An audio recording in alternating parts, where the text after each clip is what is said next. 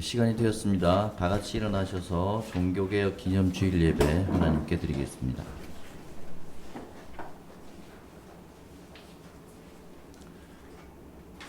형제들아, 우리가 너희 가운데 들어간 것이 헛되지 않은 줄을 너희가 친히 아나니, 너희가 아는 바와 같이 우리가 먼저 빌립보에서 고난과 능욕을 당하였으나 우리 하나님을 힘입어 많은 싸움 중에 하나님의 복음을 너희에게 전하였노라.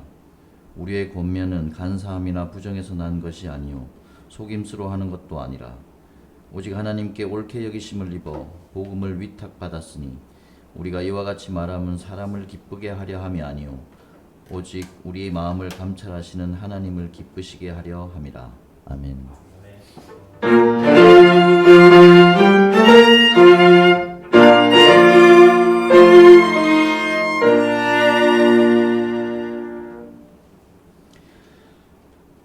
하나님 아버지, 지난 한 주간 동안의 삶을 뒤로하고 주님 전에 모여서 예배할 수 있어서 감사를 드립니다.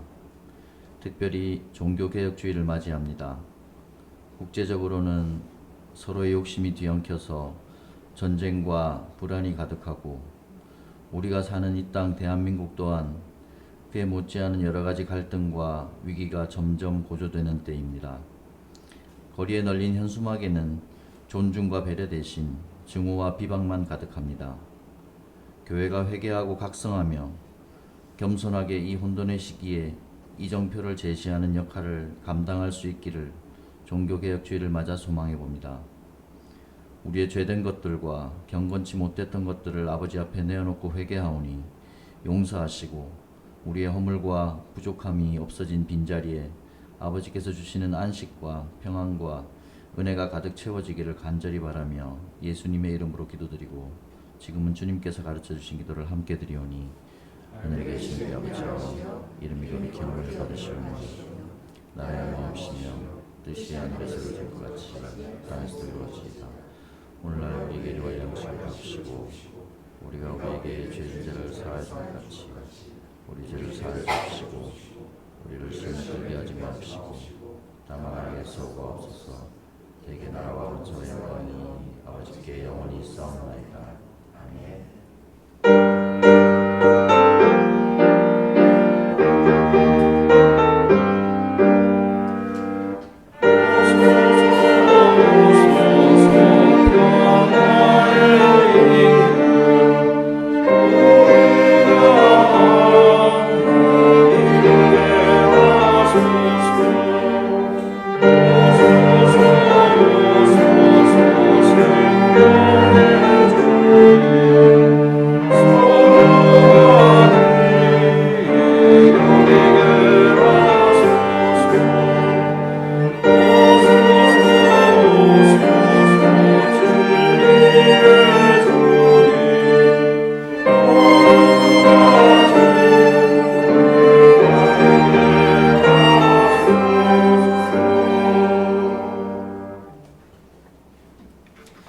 교동문 104번입니다.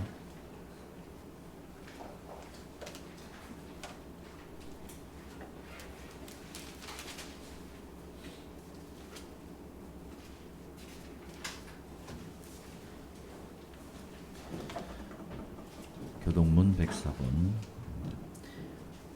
나의 힘이신 여호와여, 내가 주를 사랑하나이다. 여호와는 나의 반석이시오, 나의 요새시오, 나를 건지시는 이시오. 나의 하나님이시오, 내가 그 안에 피할 나의 바위시오, 나의 방패시오. 나의 구원의 뿔이시오, 나의 산성이시로다. 예수께서 이르시되 오히려 하나님의 말씀을 듣고 지키는 자가 복이 있느니라 하시니라. 내가 복음을 부끄러워하지 아니하노니 이 복음은 모든 믿는 자에게 구원을 주시는 하나님의 능력이 됨이라. 먼저는 유대인에게요 그리고 헬라인에게로다. 복음에는 하나님의 의가 나타나서 믿음으로 믿음에 이르게 하나니 기록된 바 오직 의인은 믿음으로 말미암아 살리라 함과 같으니라. 너희가 내 말에 거하면 참으로 내 제자가 되고 진리를 알지니 진리가 너희를 자유롭게 하리라. 우리 주 예수 그리스도로 말미암아 우리에게 승리를 주시는 하나님께 감사하노니 그러므로 늘 사랑하는 형제들아, 견실하며 흔들리지 말고 항상 주의 일에 더욱 힘쓰는 자들이 되라.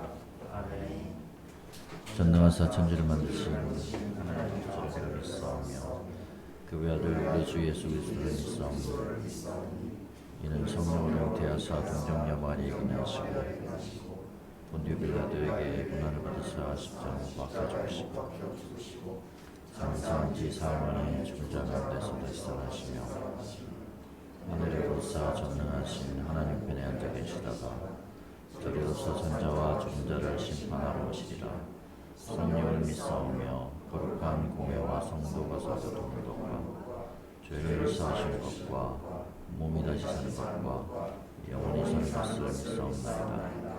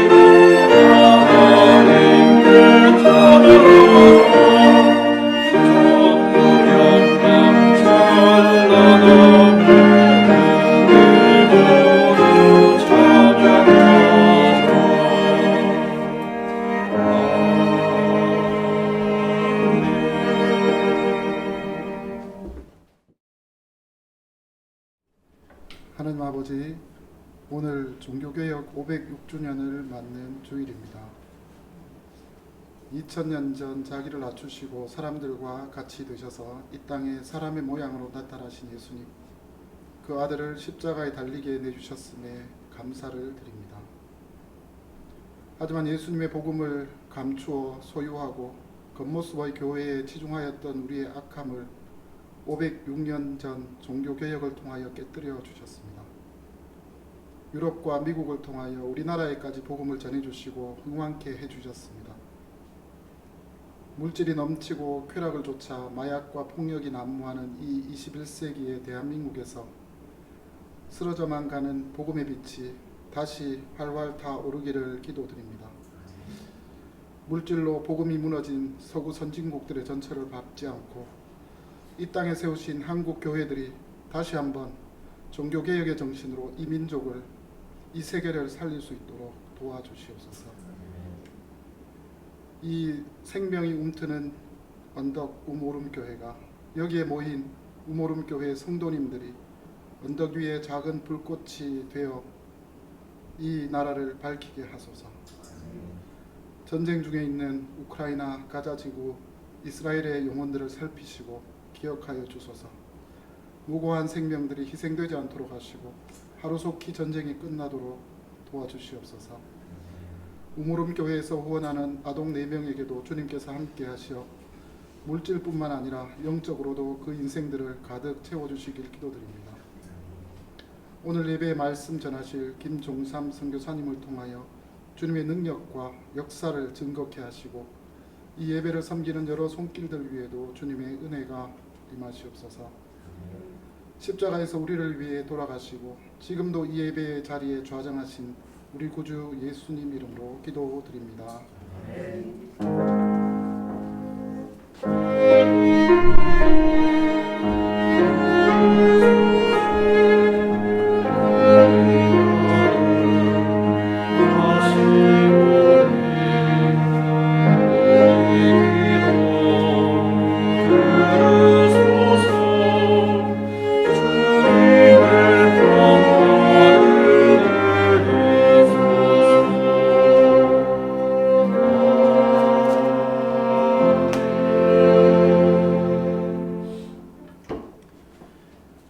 네, 오늘 말씀은 사도행전 16장 6절부터 10절까지 말씀입니다.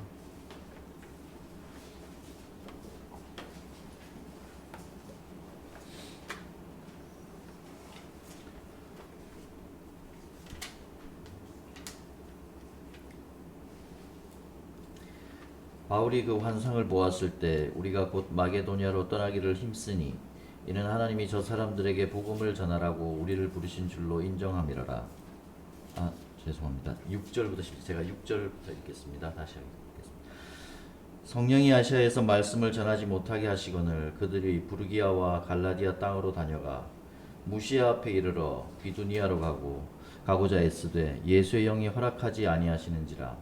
무시아를 지나 드로아로 내려갔는데 밤에 환상이 바울에게 보이니 마게도냐 사람 하나가 서서 그에게 청하여 이르되 마게도냐로 건너와서 우리를 도우라 하거늘 바울이 그 환상을 보았을 때 우리가 곧 마게도냐로 떠나기를 힘쓰니 이는 하나님이 저 사람들에게 복음을 전하라고 우리를 부르신 줄로 인정함이로라. 아멘. 주의 말씀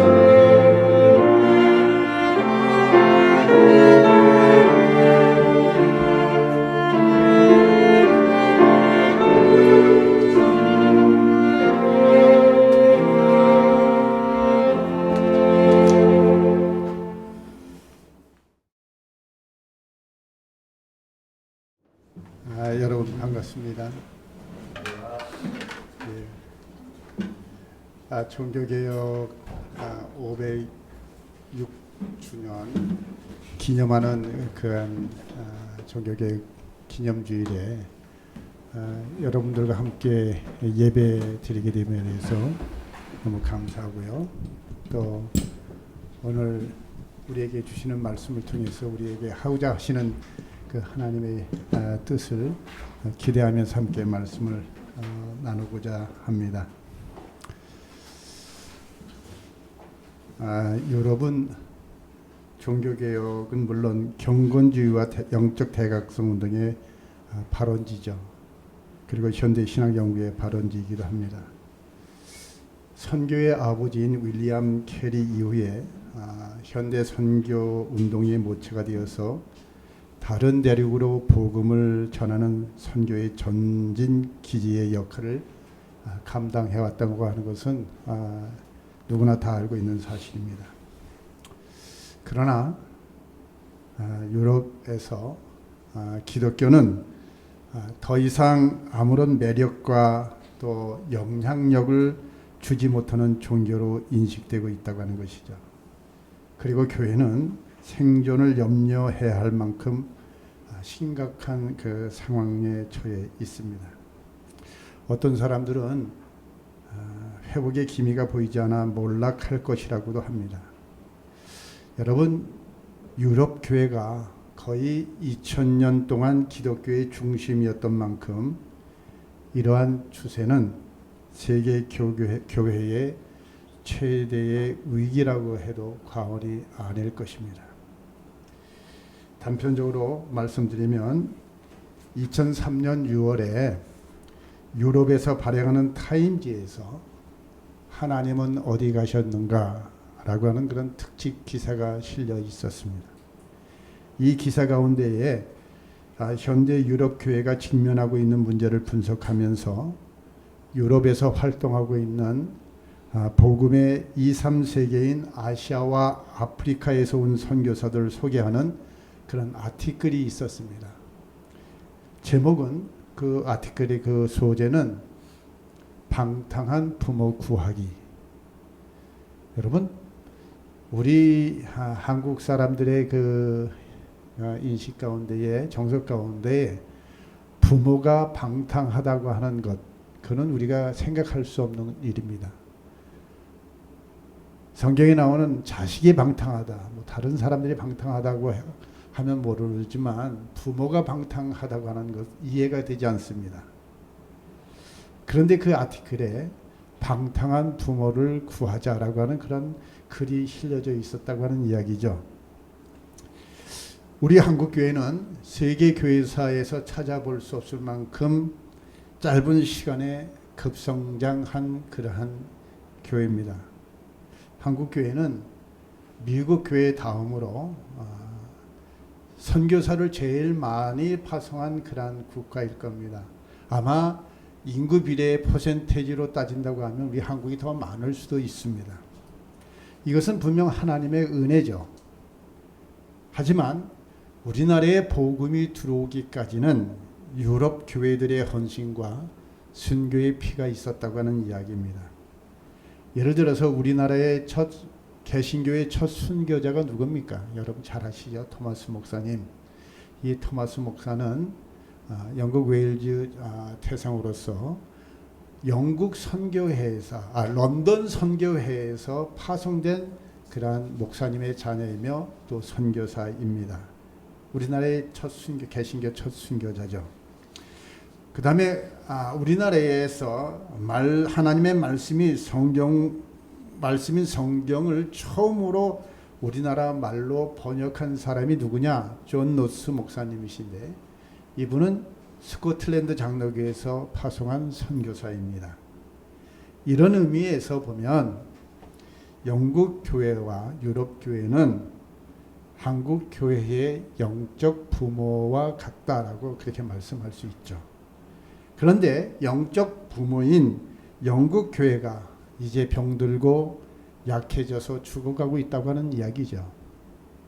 이것은 제 이야기가 아니라 1998년 12월 14일 짐바브웨에서 열렸던 세계교회협의회에서 그때 영국 교회의 캔터버리 영국 성경의 대주교였던 조지 캐리가 그 회중들을 향해서 뭐라고 얘기했냐면 우리 교회가 우리 영국 교회가 지금 피 흘리며 죽어가고 있습니다. 라고 기도와 도움을 요청했다고 하는 것입니다. 공식적으로 영국 교회가 피를 흘리며 죽어가고 있습니다. 이 애절한 한마디가 오늘의 영국 기독교의 현실을 대변한다고 볼 수가 있습니다. 더 나아가 유럽 교회의 현실을 말하고 있죠. 그렇다고 하면 누가 죽어가고 있는 영국 교회를 치유하고 살릴 수 있는 것인가? 여러분, 우리가 영국 하면 생각나는 것이 무엇이 있습니까? 제일 먼저 생각하면 신사의 나라, 또 해가 지지 않는 나라, 그 다음에 또 뭐가 있습니까? 예? 부유한 크리스찬 국가다. 또 선교의 아버지 윌리엄 캐리 이후에 현대 선교의 그 현대 선교 운동의 모체가 되었고 또 선교사를 많이 파송한 그런 나라. 우리가 이렇게 생각할 수가 있습니다. 그러나 현 시점에서 다시 돌아보면 영국은 더 이상 기독교 국가라고 말할 수 없다고 하는 이야기입니다. 기독교의 문화와 유산은 아마 있을지 모릅니다. 그렇지만 더 이상 기독교 국가라고 볼 수가 없습니다. 20년 전의 통계입니다만 2000년에 고난주일에 영국의 일간지에서 뭐라고 하는 기사가 실렸냐면 영국교회 40년 후면은 사라진다라고 그런 기사가 실려 있습니다. 또 2001년도에 영국 인구조사에 의하면 72%가 기독교인이라고 이야기했습니다. 동시에 66%는 교회에 다니지 않는다라고. 그것이 2001년입니다. 근데 2011년에는 59.3%로 줄어들었고 2021년도에는 46.2%로 줄어들었습니다. 그 그것은 이제 설문조사에 나는 기독교인이다라고 그렇게 답한 사람이 그렇다고 하는 이야기죠.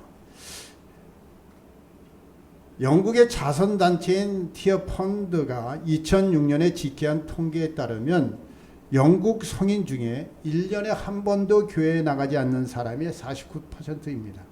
그리고 1년에 한 번 교회 간다고 답한 사람이 26%, 한 달에 한 번 나는 교회 나간다라고 하는 사람이 15%, 또 매주 교회 나간다고 하는 사람이 10%로 그렇게 조사가 되어 있습니다. 하지만 영국 교회의 그 자체적으로 출석 인원을 집계한 것을 보면 1979년도에 12%에서 1989년도에는 10%로 떨어졌습니다. 그리고 1999년도에는 7.5%로 떨어졌고 2006년에는 6.3%로 떨어졌습니다. 매 10년마다 2%씩 감소하는 추세입니다. 그리고 2009년도에는 5%로 떨어졌다고 이야기합니다. 그리고 2019년도에 보면 3%로 줄어들었습니다. 이것은 영국에 있는 사람들 가운데에 97%는 주일에 교회에 가지 않고 있다라고 하는 이야기입니다. 하지만 교회들이 자체적으로 집계한 출석, 그 목회자들이 고백하는 것은 리얼 크리스찬, 거듭난 그리스도인들은 불과 2%도 안 될 것이다라고 그렇게 말하고 있습니다. 여러분, 2% 안 되는 크리스찬이 있는 나라가 기독교 국가라고 이야기할 수 있습니까? 중국은 지금 몇 퍼센트입니까? 제가 통계는 잘 모르지만 거의 6%, 7% 정도 되지 않을까 그렇게 생각합니다. 시아교회들이. 1980년도에 2000에서 2009년까지 30년 동안 9,000개의 교회가 문을 닫았습니다. 그리고 2000년도에 들어와서는 매주 평균 4교회가 문을 닫는다고 합니다. 그러면 매년 220개의 교회가 폐쇄되고 있다고 하는 것이죠. 교회가 폐쇄되면 어떻게 되느냐? 여러분, 사람이 살고 있는 주거지로 바꾸어지는 것은 그래도 참 다행한 일입니다. 팝으로 바뀌어지고요. 그 다음에 또 뭘로 바뀌어지면 귀신 체험하는 그런 장으로, 또 교회 건물이 높기 때문에 고가 높기 때문에 서커스단 경영하는 그런 장소로, 심지어는 모스크로 바뀌는 예가 많이 있습니다. 물론 개척되는 교회도 있고 그 다음에 성장하는 그런 교단도 있습니다. 어떠한 교단이 성장되어지고 어떠한 교회가 개척하느냐? 성령님을 신뢰하고 성령님께서 일하심을 믿고 그렇게 나가는 사람들, 교회. 즉 1989년에서 2005년 사이에 오순절 교단은 22%가 성장했다고 하는 것입니다. 버밍엄, 저희가 살고 있는 버밍엄이나 런던 같은 데 가보면 2,000명 넘는 교인들도 많이 있습니다. 여러 개 있습니다.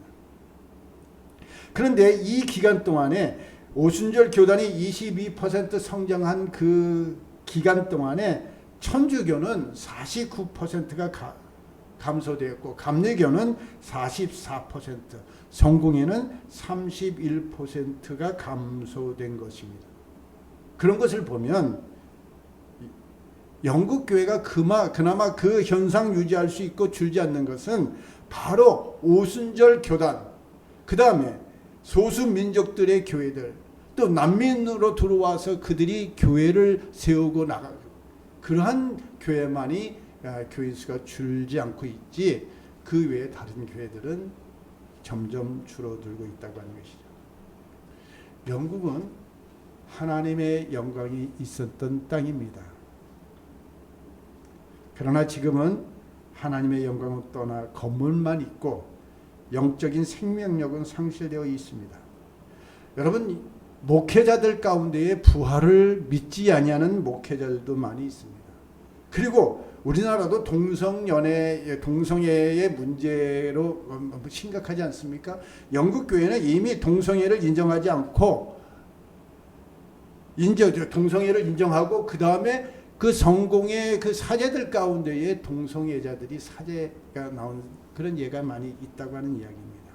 그리고 점성술, 동양 신비 사상을 또 심지어는 사탄 숭배까지도 유행하고 있습니다. 그런데 오늘날 영국에서 이렇게 기독교가 쇠퇴하고 있는 가운데에 오늘날 영국에서 가장 빠르게 성장하는 종교는 바로 이슬람이라고 하는 것입니다.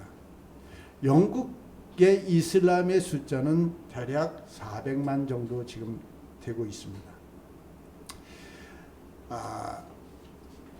이슬람 선교 정책들 가운데에 옛날에는 그 선교 정책이 아프리카 중심으로 선교를 했습니다. 그런데 지금은 그 선교 정책이 유럽과 그 다음에 아시아를 타겟으로 지금 선교 정책을 펼치고 있다고 하는 것이죠. 그런데 유럽에서 그 선교 정책 가운데 거점을 두는 나라가 바로 영국이고 아시아에서는 어딘지 아십니까? 우리 대한민국입니다. 여러분 남친여교, 미국의 남친여교가 얼마 그 교단이 제일 크죠? 남친여교 교단의 1년 선교비가 1년 선교비보다는 사우디아라비아에서 이슬람을 위해서 선교하는 하루치 선교비보다 적다고 하는 통계가 나왔습니다. 그러니까 이슬람은 그냥 물질로 그렇게 공략을 하는 것입니다. 그렇지, 안 넘어갈 수가 없습니다. 2009년 1월 31일에 보도된 더 타임즈의 기사를 보면 영국의 무슬림 인구는 4년 만에 50만이 증가해서 240만으로 성장했다고 그렇게 통계가 나오고 있습니다. 그 기간 동안에 영국의 기독교 인구는 200만 이상이 감소되었다라고 하는 것이죠. 그래서 2011년에는 전체 인구의 4.9%인 270만 명에서 2021년도에는 6.5%인 390만 명, 400만 명으로 증가했다고 하는 것이죠. 전 국회의원이었던 파키스탄 출신 사이드 말락이라고 하는 사람이 통계적으로 수치를 내면서 앞으로 30년 내에 영국은 완전히 이슬람화될 것이며 또 무슬림 국회의원이 절대 다수를 차지하고 무슬림 수상이 나올 것이다 라고 그렇게 공언했습니다. 현 지금 런던 시장이 누군지 아시죠? 사디크 칸이라고 하는 사람인데 이 사람은 파키스탄 사람입니다. 파키스탄 1.5세 이민 1.5세입니다. 그 다음에 영국 수상이 어느 나라 사람인지 아십니까? 리시 수낙. 이는 그 인도 사람인데 비백인으로서 최초로 수상이 된 사람이고 210년 만에 최연소의 수상이 바로 이 백인이 아닌 유색인종 가운데 지금 되었다고 하는 것이죠. 영국 무슬림 협의회 무하마드 압둘 바리 총무는 현재 그 1600개의 모스크가 있지만 무슬림 인구의 증가에 발맞춰 모스크가 계속 늘어날 것이라고 전망했습니다. 그는 무슬림이 앞으로 영국을 지휘하게 될 것이라고 하는 전망을 내놓았다고 하는 것이죠. 저는 2003년도에 하나님의 부르심이 있어서 이제 영국으로 선교사로 나갔는데 그때 하나님이 무슬림 선교에 대해서 말씀하셔서 영국 버밍엄으로 가게 됐습니다. 제가 살고 있는 그 버밍엄 지역은 영국 인구 비례로 보면 영국에서 가장 많은 무슬림이 살고 있는 그러한 지역입니다. 물론 런던 숫자는 런던이 더 많지만 그 지역 인구 비례에 보면 버밍엄이 무슬림이 가장 많은 지역인 도시인데 그 영국의 세컨 도시죠. 그런데 거기에 27개 지역이 있습니다. 예를 들어서 동이라고 이야기하면 지금 그 지역이 버밍엄 시내가 작기 때문에 한마디로 말하면 동과 같은 그런 의미가 있는데 그 동 27개 동 가운데 9개 동은 90%가 무슬림입니다.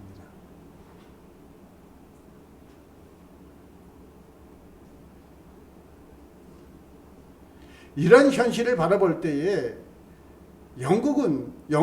이게 영국 선교는 너무나도 긴박한 일이라고 하는 것이죠. 그리고 실제로 영국 교회의 지도자들과 또 성도들이 한국 교회와 선교사들에게 도움을 요청하고 있다고 하는 이야기입니다. 그러나 아직도 많은 사람들 가운데에 또 교회가 영국과 유럽을 선교지라고 생각하고 있지 않다고 하는데 문제가 있습니다.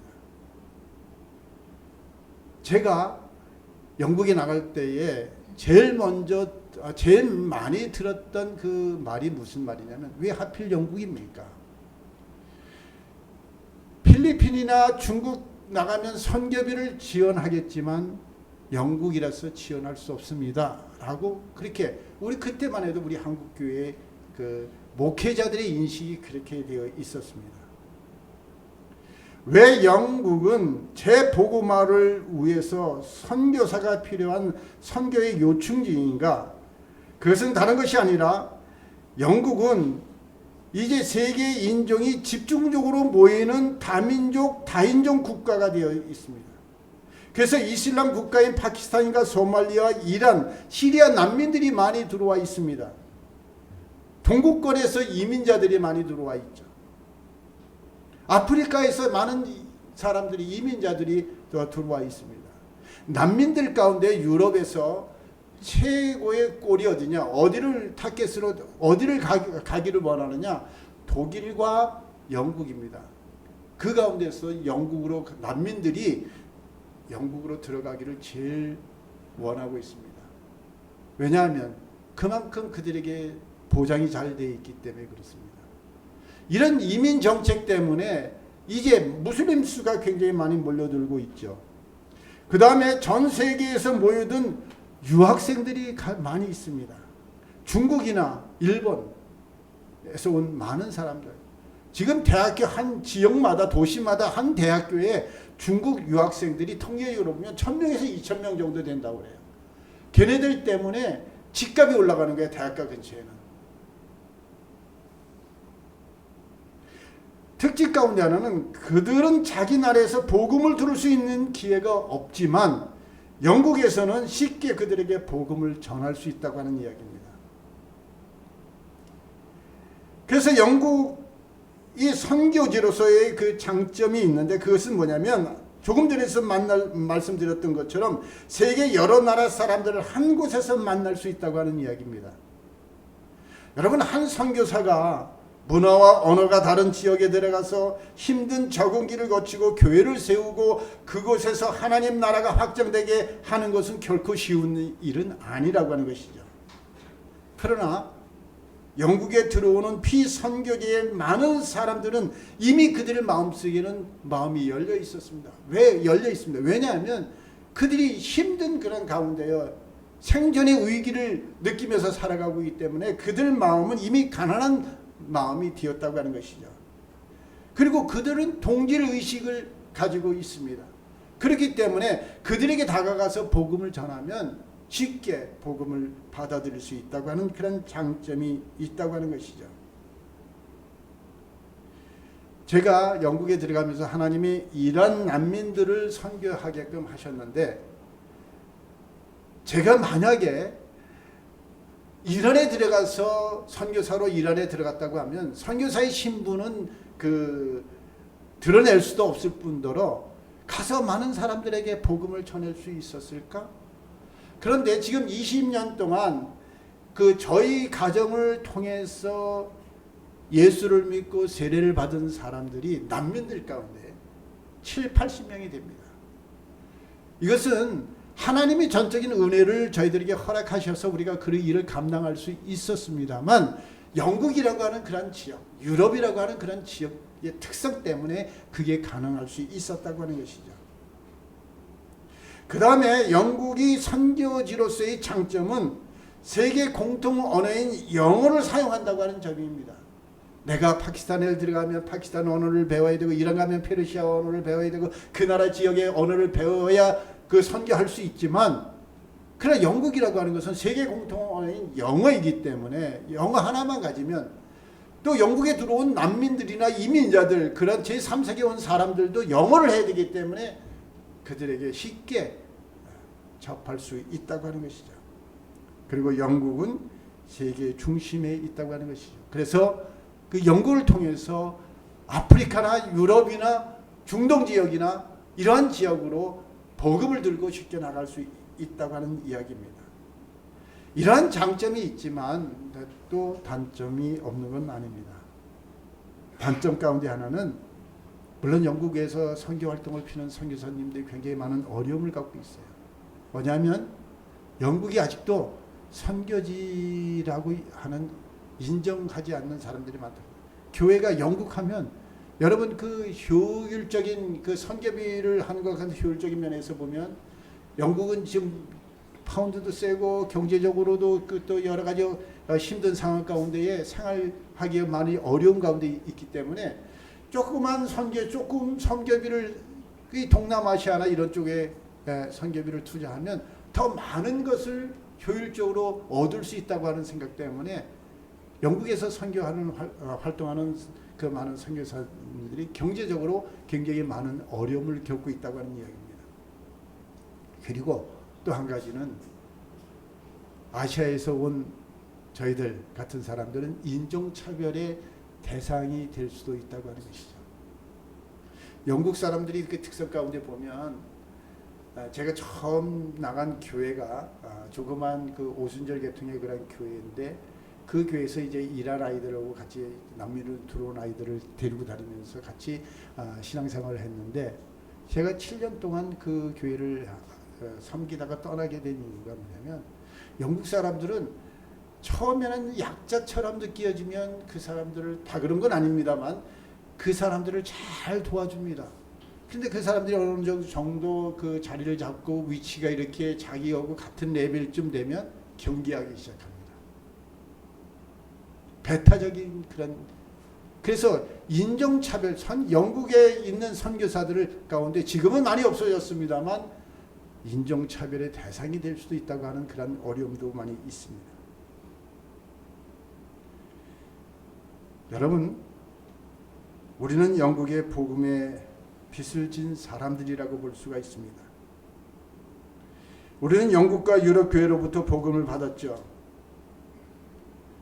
우리의 영적 부모인 영국 교회가 지금 우리 한국 교회를 향해서 구원을 요청하고 있다고 하는 것입니다. 도움을 요청하고 있다고 하는 것입니다. 여러분, 하나님께서 아브라함을 부르신 목적이 무엇이겠습니까? 창세기 12장 2절에 보면 내가 너로 큰 민족을 이루리라 내 이름을 창대케 하리라 너를 복의 근원이 되리라 라고 말씀하셨습니다. 복을 주시겠다라고 하는데 그 복을 주시는 목적절이 있습니다. 왜 그에게 그를 선택하고 그를 창대케 하고 그를 복의 근원으로 삼으시느냐? 그것은 다른 것이 아니라 땅의 모든 족속이 너로 인하여 복을 얻을 것이다.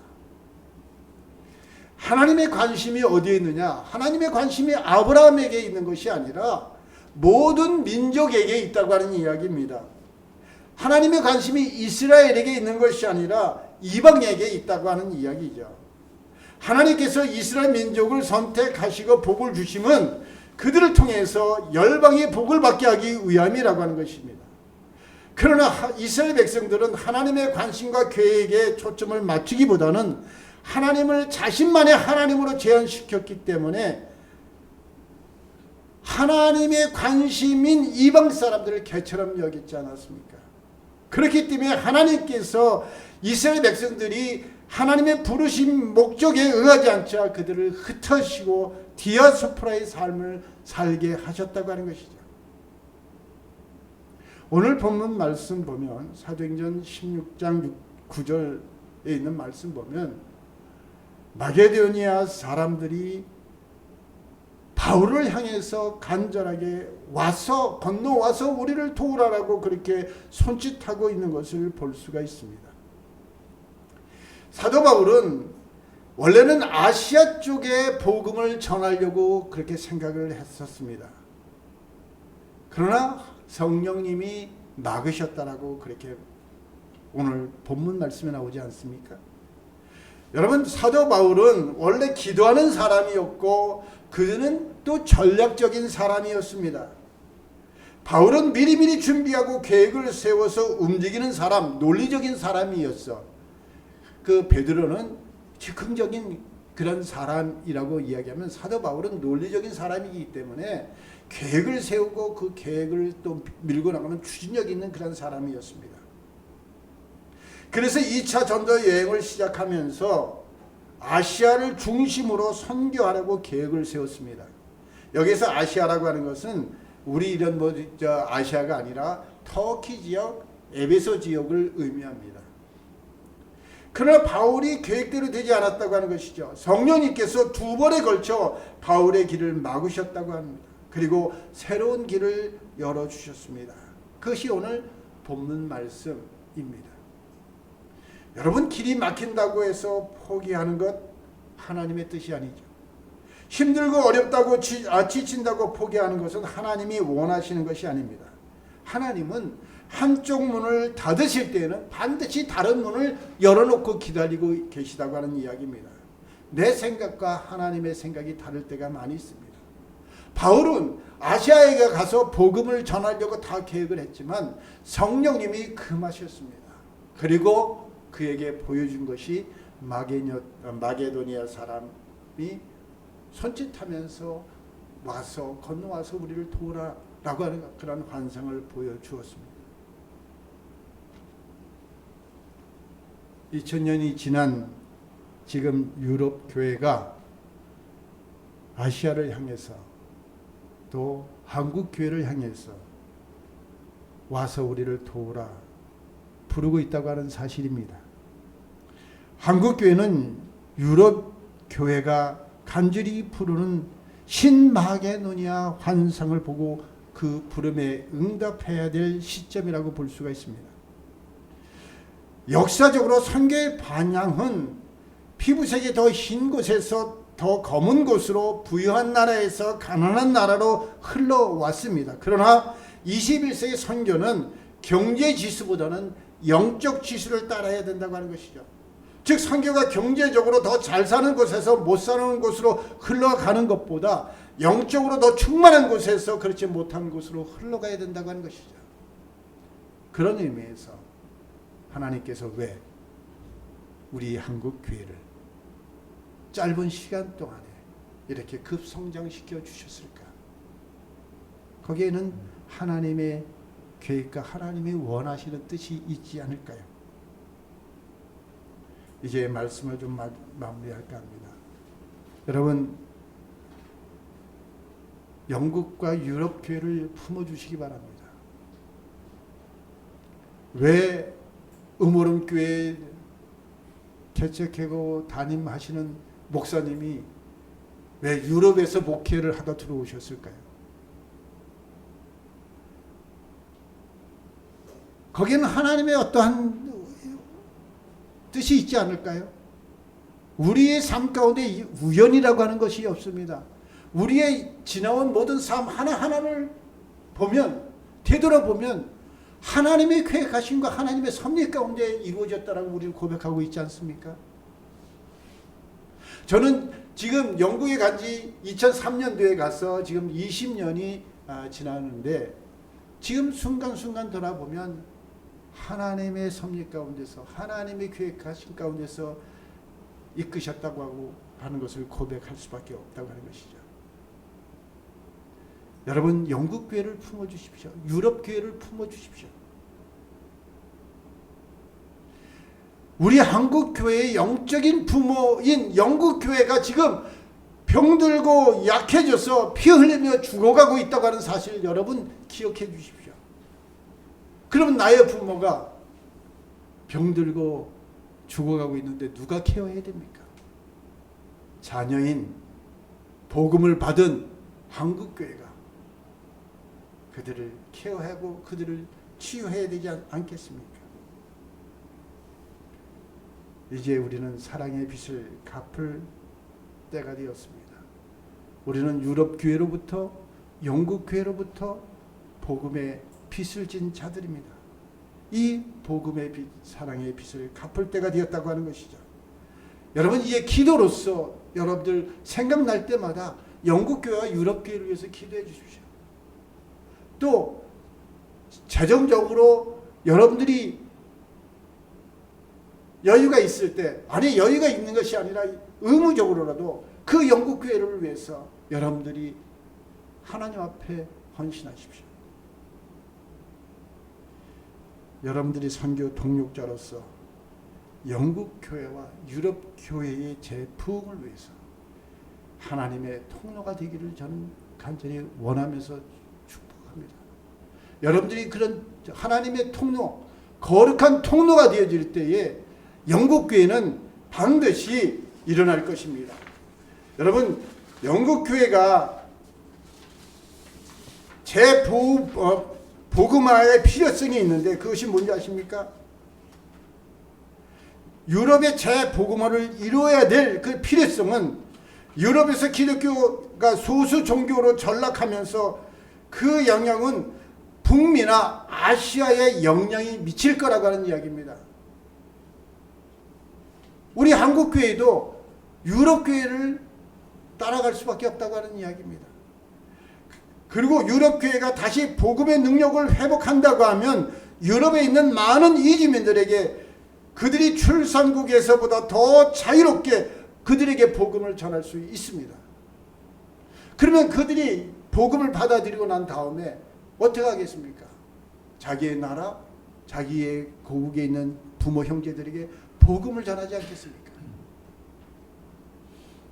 이것은 제가 간증입니다. 저희 천년매인 그 소라베라고 하는 그런 청년이 있습니다. 그 청년은 물론 이제 결혼을 해서 애가 셋인데요. 저희가 이제 결혼까지 시켜서 우리 집 근처에서 살고 있는데 그 소랍은 이란에 있는 가족들에게 복음을 전했습니다. 그 동생들이 예수를 믿고 나서 다시 지하교회에서 예배를 드리다가 걸려가지고 거기서 더 이상 있을 수 없어서 영국으로 이렇게 난민으로 또 들어온 애가 있습니다. 이런 애들 가운데 저희가 복음을 전한 애들 가운데에 청년들 가운데에 자기 나라의 복음을 전해서 예수를 믿게 하는 일들이 너무나도 많이 일어나고 있다고 하는 이야기입니다. 유럽교회가 다시 복음의 영성을 회복한다면 유럽교회는 다시 한번 세계 복음화를 위해서 크게 쓰임을 받을 수 있는 그러한 나라 지역이 될 것입니다. 아무쪼록 이제 여러분들께서 오름교회의 우리 성도님들은 교회는 이제 유럽교회를 품으시고 또 그들을 위해서 기도하면서 하나님 나라가 그곳에서 확장되어진 데 통로로 사용되시기를 주님의 이름으로 축원합니다. 기도하겠습니다. 아버지 하나님, 오늘 이제 종교 개혁을 기념하는 주일에 유럽 땅을 향한 아버지의 마음을 가지고 오늘 오름교회 성도님들과 함께 말씀을 나누었습니다. 하나님 아버지, 오늘 이 자리에 모인 저희들에게 하나님의 영광이 있었고 부흥이 있었던 유럽과 영국을 향한 아버지의 마음을 품고 하나님께서 원하시는 하나님 나라가 그 땅에 이루어지도록 사용되어지는 통로가 될 수 있도록 주님 축복해 주시옵소서. 모든 말씀을 예수 그리스도의 이름으로 기도드립니다. 아멘.